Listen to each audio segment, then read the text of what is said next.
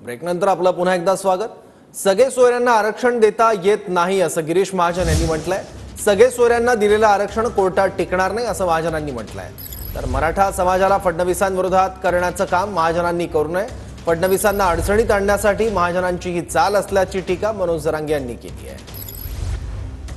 जरांगे पाटलांचं समाधान होतं नसेल तर त्याला आता आम्ही काय, आता सगळे सोयरे त्यांचं म्हणणं सगळे सोयऱ्यांना द्या, हे कोर्टामध्ये कुठे टिकणारच नाही, हे टिकणारच नाही आहे आणि असं आरक्षण देता येत नाही मला जरी वाटतं, मला जी माहिती त्याप्रमाणे।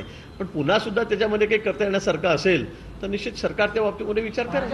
गिरीश भाऊला मी गिरीश भाऊ म्हणून आव्हान आणि विनंती करून सांगतो, आता पहिल्यांदा एकदाच आत्ताच आमचं फडणवीस साहेबांचं मराठ्यांचं जरा जुळायला लागले तर पुन्हा तेल ओतून मराठे फडणवीस साहेबांच्या विरोधात घालायचं काम गिरीश महाजन साहेबांनी ओबीसीची एकट्याची कड ओढून करू नये। गिरीश भाऊची नवीन चाल आहे आता फडणवीस साहेबांना बहुतेक अडचणीत आणायची। सगळ्या स्वारीची अंमलबजावणी नाही केली, 288 लढवायचे का 288 सीटा पाडायचे याच्यावर मराठ्यांचा 13 तारखेच्या नंतर बैठक घेऊन आम्ही निर्णय घेणार।